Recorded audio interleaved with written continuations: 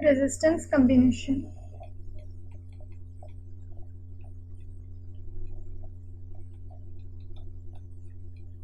Resistance combination दो तरीके के होते हैं, एक जिसे हम सीरीज कम्बिनेशन कहते हैं और दूसरा वो जिसे पैरेलल कम्बिनेशन कहते हैं। सीरीज कम्बिनेशन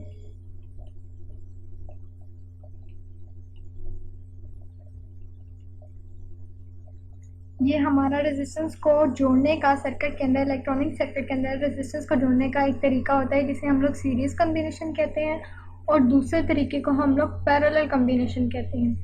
पैरेलल कम्बिनेशन, इन दोनों तरीकों से हम लोग रेजिस्टेंस को इलेक्ट्रॉनिक सर्किट में कनेक्ट करते हैं। पहले हम लोग सीरीज कम्बिनेशन की बात करते हैं। सीरीज कम्बिनेशन एक ऐसा तरीका है जिसमें रेजिस्टेंस को सीरीज वे में इलेक्ट्रॉनिक सर्किट के अंदर जोड़ा जाता है। यानी कि फर्ज कर लीजिए कि आपके पास कुछ इस तरीके से रेजिस्टेंस है, ये आपके पास रेजिस्टेंस R1 है, फिर ये आपके पास रेजिस्टेंस R2 है, और एक तीसरी रेजिस्टेंस है आपके पास रेजिस्टेंस R3। ये आपके पास 3 रेजिस्टेंस दी गई हैं। अगर आपको इन्हें सीरीज़ वे में जोड़ना हो तो आप इन्हें इस तरीके से जोड़ेंगे कि इनके जो एंड्स हैं उन्हें आपस में कनेक्ट कर देंगे इस तरीके से। R1 का ये वाला टर्मिनल दूसरी रेजिस्टेंस R2 के साथ जोड़ देंगे, और R2 का जो लास्ट वाला टर्मिनल है लेफ्ट साइड राइट साइड पे, उसे आप लोग जो है R3 के लेफ्ट से जोड़ देंगे। इसके राइट टर्मिनल को R3 के लेफ्ट टर्मिनल से जोड़ देंगे। तो इस तरीके से ये जो सीरीज़ है ये एंड टू एंड कंबाइन, और एंड टू एंड जो है वो कनेक्ट कर दी जाती है। उसके बाद जो R1 का लेफ्ट साइड है, R1 का जो लेफ्ट टर्मिनल है, उसे आप एक बैटरी के टर्मिनल पॉजिटिव टर्मिनल के साथ जोड़ देते हैं, और इसी तरह रेजिस्टेंस R3 का जो राइट वाला टर्मिनल है उसे आप बैटरी के नेगेटिव टर्मिनल के साथ जोड़कर सर्किट को कंप्लीट कर लेते हैं। या आपके पास दूसरा तरीका ये भी हो सकता है कि आप R3 के जो राइट वाला टर्मिनल है उसे बैटरी के पॉजिटिव टर्मिनल से जोड़ दें, और R1 के लेफ्ट वाले टर्मिनल को बैटरी के नेगेटिव टर्मिनल से जोड़ दें, जैसा कि इस इमेज में है।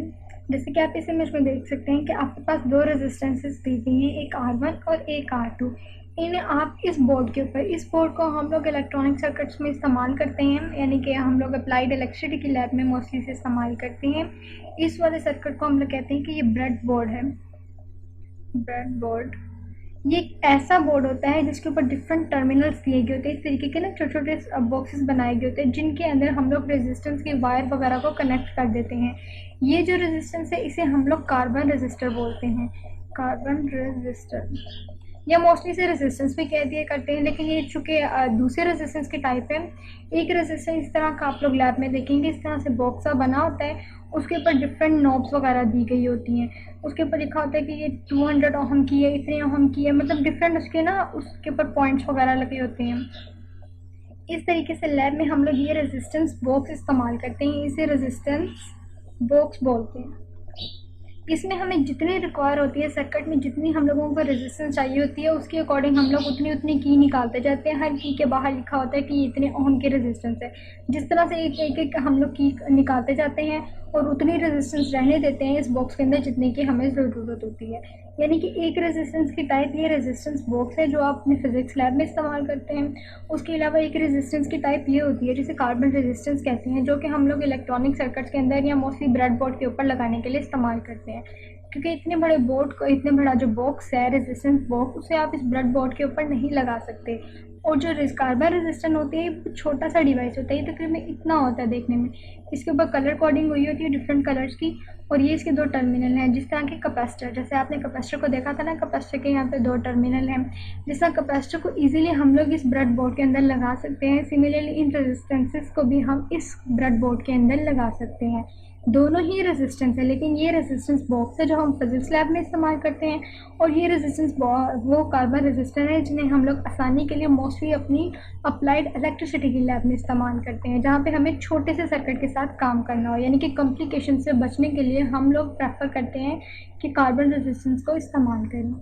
अब जैसे कि आप इस देख सकते हैं, जैसा कि हमने बात की कि हमारे पास कुछ रेजिस्टेंसेस हैं और ये ब्रेड बोर्ड है जिसके ऊपर हम लोगों ने उन रेजिस्टेंस को लगाना है। जब सीरीज़ वे में रेजिस्टेंस को लगाना हो तो हम उनके एंड टू एंड कनेक्ट कर देते हैं, जैसे भी हम लोगों ने बात की। अब ये सारी की सारी रेजिस्टेंस जो है वो एक ही लाइन में कनेक्ट है। जैसे कि ये वाली पूरी की पूरी लाइन के अंदर इसका भी ये वाला नॉब जो है इधर आ रहा है, इसका भी ये नॉब जो है इधर आ रहा है, और ये दोनों भी आपस में इसी जगह पर कनेक्ट हैं, यानी कि एंड टू एंड ये इस तरीके से मिल जाते हैं कि अगर इस तरीके से यहाँ पर एक बॉक्स बना हुआ बहुत छोटे छोटे बॉक्स बने होते हैं हमारे पास ब्रेड बोर्ड के ऊपर, वहाँ पर आप रेजिस्टेंस के एक टर्मिनल को डालते हैं, ये आपके पास कार्बन रेजिस्टेंस है, इसका दूसरा टर्मिनल भी उसी लाइन में लगा देते हैं और अगली रेजिस्टेंस को उसी बॉक्स के अंदर मिलाकर आगे लगाकर इस तरीके से ये सीरीज़ वे में आप इसे कनेक्ट कर देते हैं। उसके बाद ब्रेड बोर्ड जो है, ये जो हमारे पास ब्रेड बोर्ड है, यहाँ से कनेक्ट करके इसे बैटरी के साथ लगाया होता है, तो पूरे के पूरे ब्रेड बोर्ड के ऊपर जो है वो वोल्टेज आ जाता है और वही वोल्टेज इन रेजिस्टेंस के अंदर भी आ जाता है। तो हम लोगों ने बात की थी रेजिस्टेंस को सीरीज़ वे में जोड़ने की। जब भी रेजिस्टेंस को सीरीज़ वे में जोड़ना होता है तो हम इन्हें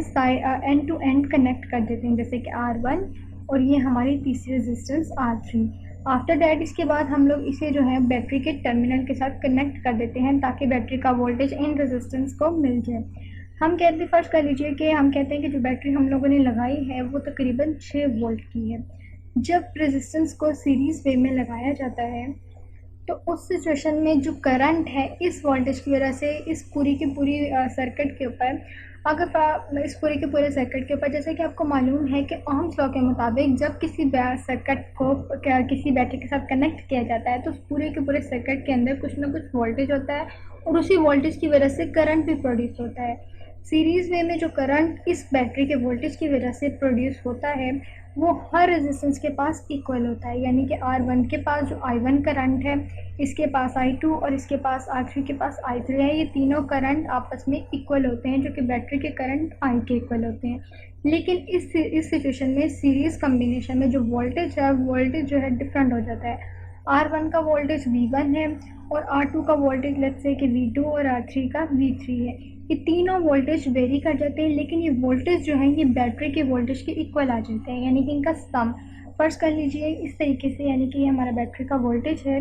तो हमारा V1 plus V2 plus V3 जो है इनका ऐड करके बैटरी के वोल्टेज के इक्वल ही आ जाता है। हो सकता है कि R1 रेजिस्टेंस को जो वोल्टेज मिला हो वो 1 वोल्ट हो और R2 रेजिस्टेंस को 2 वोल्ट मिला हो, इसी तरह R3 को हो सकता है कि 3 वोल्ट मिल गए हो। तो इस तरीके से यहाँ पर हमारे पास 6 वोल्ट है और 1 प्लस 2 प्लस 3 जो वोल्ट हैं ये आपस में कंबाइन होकर 6 वोल्ट ही हमारे पास आ जाते हैं। तो जितना वोल्टेज बैटरी सीरीज़ कम्बिनेशन में रेजिस्टेंस को देती है वो वोल्टेज जो है वो डिस्ट्रीब्यूट हो जाता है इन रेजिस्टेंस के अंदर, लेकिन उनका सम जो है वो बैटरी के वोल्टेज के इक्वल ही रहता है।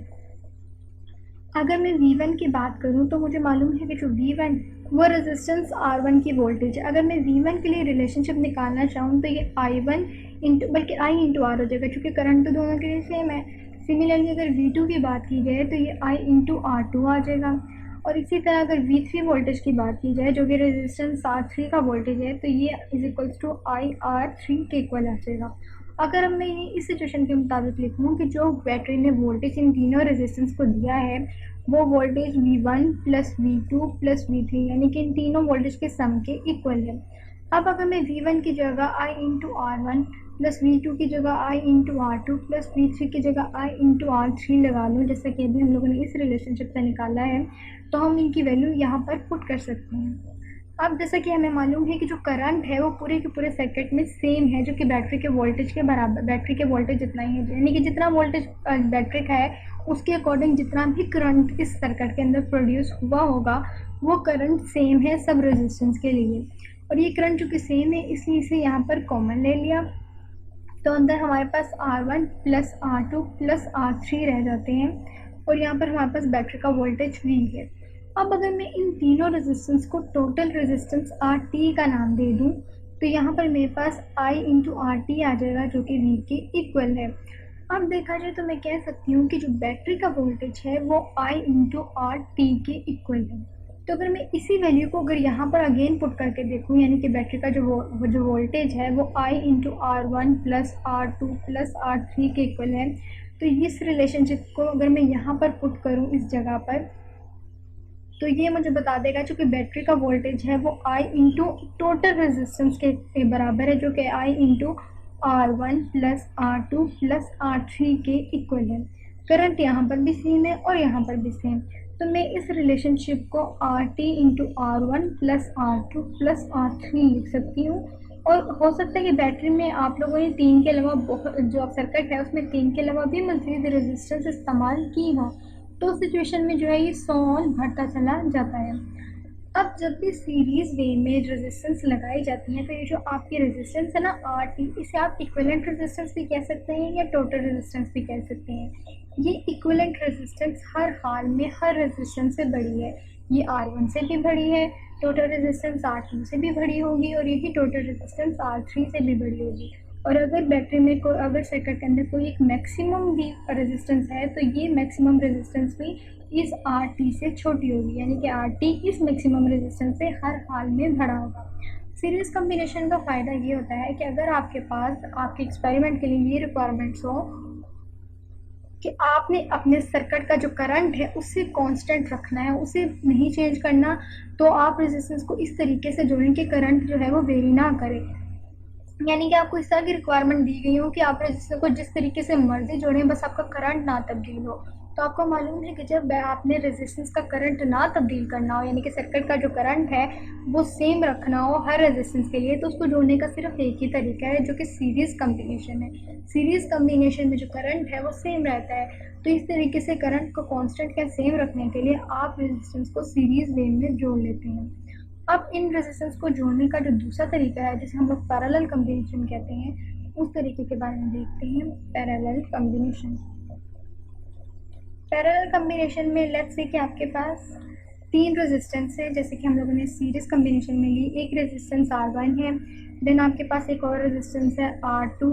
इसके बाद एक और रेजिस्टेंस है R3। ये आपके पास 3 रेजिस्टेंस दी गई हैं और आपको ये एक्सपेरिमेंट में आपकी रिक्वायरमेंट्स ये हैं कि आपने इन्हें जो है वो पैरेलल कम्बिनेशन में जोड़ना है। तो पैरेलल कम्बिनेशन में जोड़ने का तरीका ये होता है कि हम इन रेजिस्टेंस को साइड बाय साइड कनेक्ट कर देते हैं, यानी कि ये हमारे पास रेजिस्टेंस R1 R2 और ये हमारे पास रेजिस्टेंस R3 है। पहले तो हम इन तीनों टर्मिनल्स को, इनके तीनों जो लेफ़्ट साइड वाले टर्मिनल हैं उन्हें एक तरफ से और राइट साइड वाले टर्मिनल को एक तरफ से जोड़ देते हैं इस तरीके से।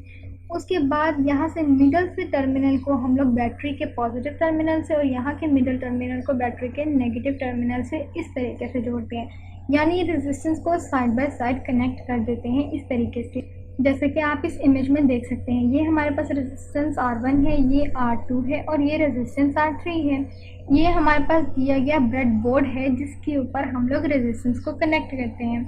अब जैसे कि आप इस इमेज में देख रहे होंगे कि इस छोटे से बॉक्स के अंदर और इस छोटे से बॉक्स के अंदर और इस छोटे से बॉक्स के अंदर, यानी कि तीनों एक ही लाइन के अंदर आ रहे हैं। तीनों लाइन में जो है यहाँ पर पहली रेजिस्टेंस का टर्मिनल, यहाँ पे दूसरी रेजिस्टेंस का टर्मिनल और यहाँ पर तीसरी रेजिस्टेंस का टर्मिनल जोड़ दिया गया। यानी कि पैरेलल कम्बिनेशन में अगर हमें जोड़ना हो तो ये जो पैरेलल लाइंस हैं इनमें बिल्कुल जितना वोल्टेज इसमें आ रहा होगा उतना ही वोल्टेज इसमें भी इसे मिल रहा होगा, यानी कि इनका फंक्शन सेम रहता है। तो जब भी पैरेलल कम्बिनेशन में सीरीज़ को जोड़ना हो तो उन्हें इस तरह से वर्टिकल लाइन में हम लोग इस तरह से कनेक्ट कर देते हैं आपस में। तो ये जो है एक ही लाइन में कनेक्ट हो गई, तो इन तीनों के ऊपर जो टर्मिनल है उस पर सेम ही काम होगा। सिमिलरली यहाँ पर जो इसका टर्मिनल, यहाँ पर टर्मिनल और यहाँ पर टर्मिनल, ये भी तीनों एक ही लाइन में आपस में कनेक्ट कर दिए जाते हैं। जैसे कि सीरीज़ कम्बिनेशन में हम यूँ करते हैं कि अगर एक रेजिस्टेंस यहाँ पर हम लोगों ने लगाई है इस तरीके से इस नॉब के अंदर, तो अगली रेजिस्टेंस इसके अंदर से इस तरह लगा दिया जाती है, यानी कि ये वाली लाइन जो है ये सीरीज़ वे में कनेक्ट होती है, ये वाली जो लाइन्स होती हैं ये वर्टिकल में कनेक्ट होती हैं। आप इस तरीके से नहीं कर सकते कि आप एक टर्मिनल को सीरीज़ में लगा दें और अगले टर्मिनल को पैरेलल में लगा दें। यानी कि अगर आप इस तरह से करना चाहें इस पैरेलल में करने के लिए कि एक टर्मिनल लग से आपने यहाँ पर लगा दिया, अगली जो रेजिस्टेंस है उसको यहाँ से लेके आप यहाँ कनेक्ट कर दें, तो वो गलत है। सीरीज़ में करने के लिए हम लोगों को इस तरह से करना पड़ता है कि यहाँ पर अगर एक इस तरह से रेजिस्टेंस कनेक्ट है तो अगली रेजिस्टेंस हम इस तरीके से कनेक्ट करते हैं या इसके साथ ही कनेक्ट कर देते हैं, चूँकि सब टर्मिनल्स आपस में कनेक्ट होते हैं। ये जो सब स्मॉल स्मॉल बॉक्सेस आप देख रहे हैं ना पॉइंट के फॉर्म में, सब आपस में इस तरीके से इस लाइन में कनेक्ट है और ये वाले सब के सब इस तरह वर्टिकल लाइन में कनेक्ट है। तो इस तरीके से जब हम लोगों को पैरेलल कम्बिनेशन में इस्तेमाल करना होता है तो हम ये वाला वे इस्तेमाल करते हैं, जब सीरीज़ में करना होता है तो हम लोग ये वाला वे इस्तेमाल करते हैं। तो इस तरीके से हम लोग रेजिस्टेंस को पैरेलल और सीरीज़ वे में कनेक्ट करते हैं। हम बात कर रहे थे पैरेलल कम्बिनेशन की, तो पैरेलल कम्बिनेशन में इस तरीके से हम लोगों ने रेजिस्टेंस को आपस में कनेक्ट कर दिया और उसके बाद हम इस ब्रेडबोर्ड को जो है वो किसी वोल्टेज के साथ कनेक्ट कर देते हैं, जिसकी वजह से इस ब्रेडबोर्ड के ऊपर जो है उतना ही वोल्टेज आ जाता है जितनी बैटरी के वोल्टेज के साथ हम इसे कनेक्ट करते हैं। जब भी पैरेलल कम्बिनेशन की बात की जाती है तो पैरेलल कम्बिनेशन में जो वोल्टेज है, लेट्स से कि ये 6 वोल्ट बैटरी है,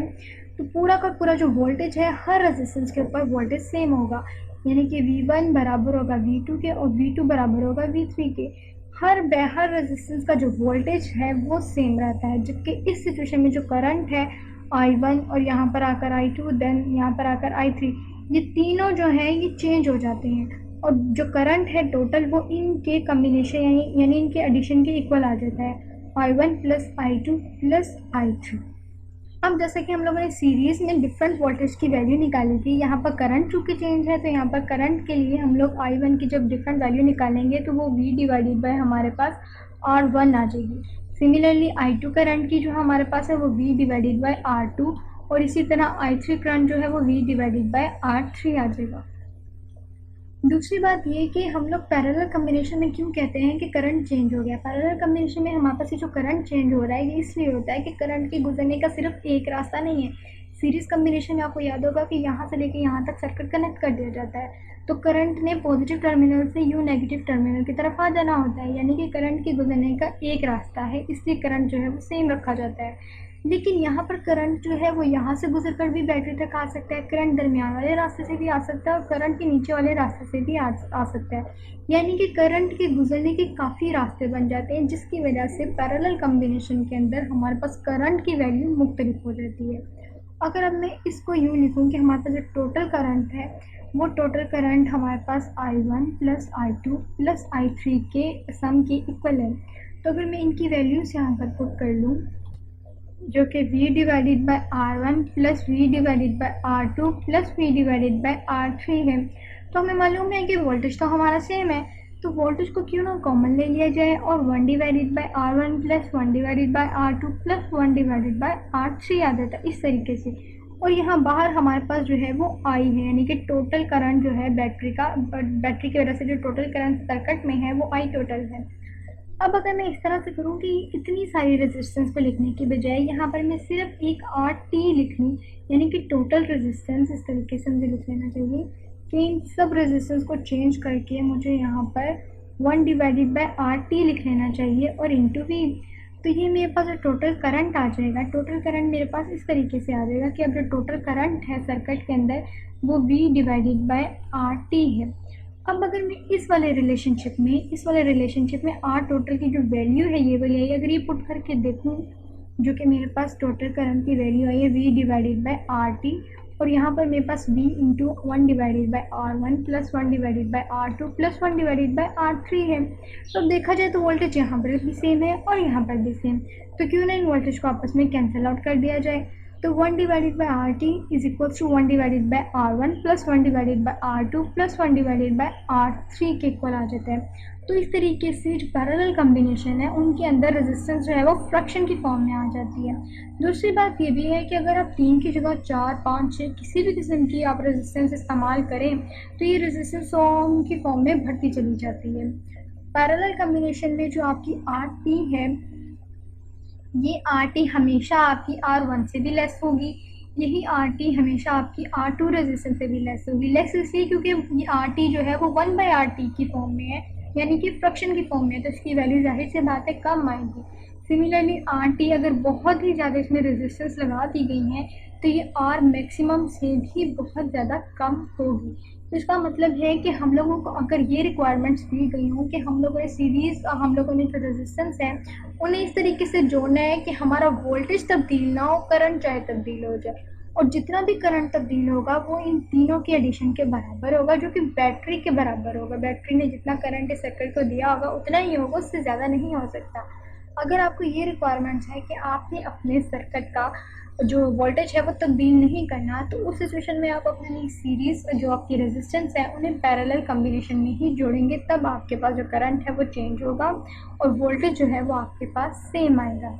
जैसे कि आप इस इमेज में देख सकते हैं कि ये हमारे पास इस तरीके से एक ब्रेडबोर्ड दिया होता है, ब्रेडबोर्ड होता है, यहाँ पे हमारे पास एक बोर्ड है जिसे हम ब्रेडबोर्ड कहते हैं। इस ब्रेडबोर्ड के ऊपर हम लोग मुख्तलिफ जो है अप्लाइंसेस वगैरह लगा देते हैं, रेजिस्टेंस भी लगा देते हैं, कैपेसिटर भी लगा देते हैं, जो हमें सामान रिक्वायर्ड होता है, जो भी ऑपरेटर्स हमें दिया गया होता है जिसके थ्रू हमने एक्सपेरिमेंट परफॉर्म करना होता है, उन्हें हम लोग इस ब्रेडबोर्ड के ऊपर लगा देते हैं उसके बाद हम इस ब्रेडबोर्ड को कनेक्ट कर देते हैं। तो हम इस तरीके से इन रेजिस्टेंसेस को और जो हमारे पास कैपेसिटर्स वगैरह होते हैं, डिफरेंट अप्लाइंसेस होते हैं, उन्हें इसके ऊपर लगा के हम लोग इस्तेमाल करते हैं। तो ये रेजिस्टेंस को जोड़ने का तरीका था कि रेजिस्टेंस को पैरेलल कम्बिनेशन में किस तरीके से जोड़ते हैं और रेजिस्टेंस को सीरीज कम्बिनेशन में किस तरीके से जोड़ा जाता है। तो होप सो आपको समझ आ चुका होगा कि रेजिस्टेंस कम्बिनेशन क्या होता है और किस तरीके से रेजिस्टेंस को हम लोग सर्किट के अंदर कनेक्ट करते हैं।